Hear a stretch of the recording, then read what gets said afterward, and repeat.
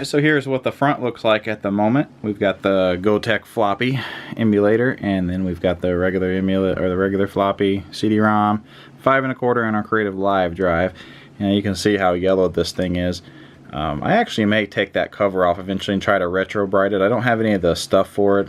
We do have some salons in town, and they carry you know, the cream and stuff that you can put on these, so I may try to do that because it is drastically different from everything else. But nothing really matches. Like, the Gotek is brand new and it somewhat matches the case, not really, but then the floppy is used and it matches the case better than that. This is almost a different color than the case, you can see, so nothing's really gonna match anyway, so I may just end up leaving it. But that's what it looks like at the moment.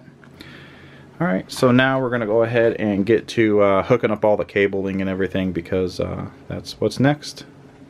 Alright, so now we're ready to go ahead and hook up the cabling. I went ahead and pushed the 5 1/4 out. I didn't realize it would be in my way, but I do want that Sound Blaster Live IR on the bottom, because I'll actually have cables coming out of it eventually, and I don't want them drooping over the CD-ROM or anything.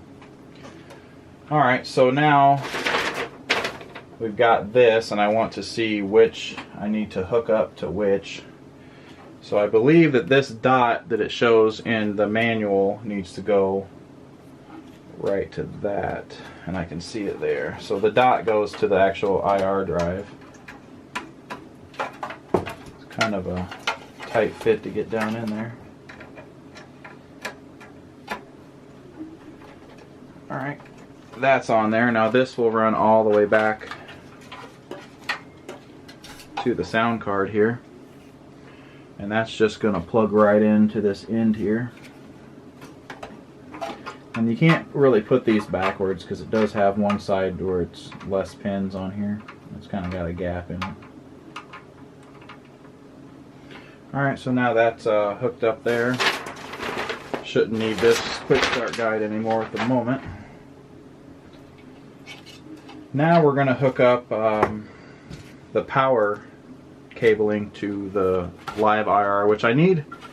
I've got 2 powers for the floppies coming right out of this connector, so I've got those 2, but I also need another one for that, so I'm going to use a Molex splitter here.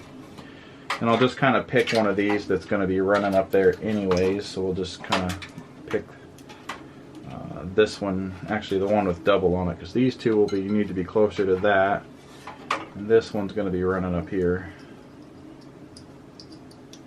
So that way we'll have everything all in a row.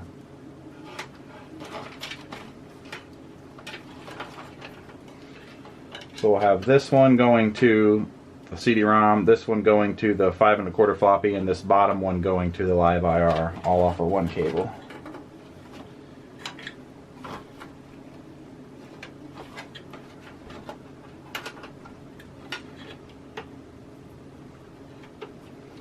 And the great thing about these old PC cases is that you can do some cable management, but it doesn't have to look great because it's inside a case anyway.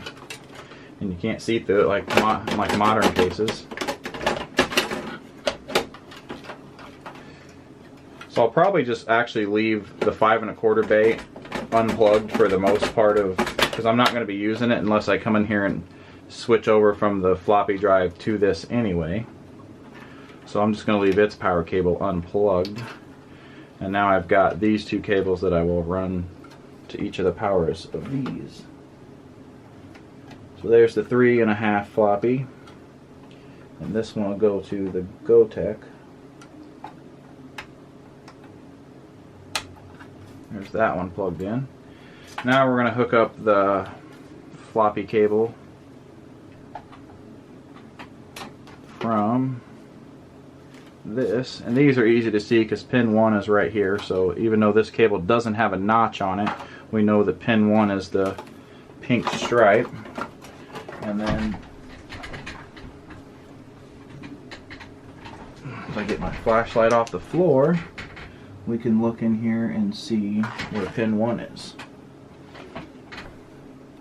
which is to this far side. So from that we know that this plugs in just like that. And then we can go ahead. Actually, I'm going to wait to do that one because it might be in the way of putting in this hard drive. So this is a brand new hard drive I'm using just because I didn't want to put an old...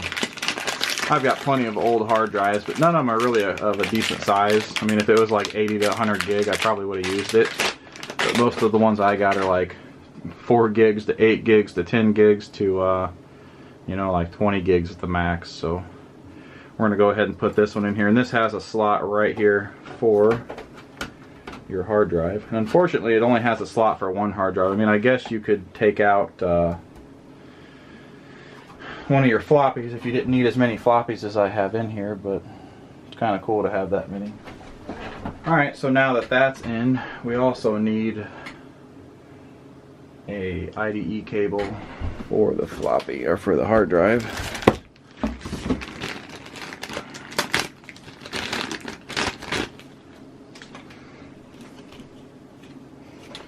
We are definitely going to need some major cable management in here just to be able to see what's actually going on. Alright, so I took a couple minutes and hooked up the other IDE cable for the CD-ROM because the one off the hard drive just won't reach. I'm actually, having all these IDE cables, since I do have one coming from the sound card to the IR drive out the front. It's really a mess in here. I'm going to try to get those IDE cables where they like pinch all this together and it's like one slim type cable like that. So I'm going to try to do that later on. I'll get those ordered. And that'll kind of clean up a lot of this because there's just IDE cables every freaking where. So next, I'm going to go ahead and take this front piece off here and get the fan put in there. Alright, so these just come out by pushing these tabs in and down. And we've got this. And then from there, we just have a fan here. And I think we're going to have this pushing the air out. That way, hopefully it'll suck the air across the video card. And then we won't have as much dust in the case. So on the side here, it'll tell us which way this goes. So this one goes that way. So now we can just kind of pop this fan right into there, and that holds the fan. And then we'll just have this coming out, and we can hook it up to either it's got a connection to hook to the motherboard or it's got the Molex. We'll probably do it to the Molex because I'm not sure that this motherboard, I actually looked at it, so I'm actually pretty sure that this does not have any connections for a fan on the motherboard. Like most motherboards now have a spot for like a chassis fan or something, and this one just has one for the CPU fan. So what we're going to do is just hook this straight into a Molex, which we've got plenty of those. Alright, so I think that's all the way in there. Alright, so we've got plenty of lead on this, so I guess we'll just plug it into one for now, and when I do the cable management later, we'll come back and really tidy everything up and get all these things zip tied in here. And then I also hooked up the audio cable. One of them's for digital audio here from the CD-ROM, and one of them's for your normal analog audio. So that's all hooked up. I'll just kind of tuck it down in there for now, because everything is looking like a huge mess at this point. Let me make sure the CPU fan is plugged in. It is. That way we don't overheat our CPU.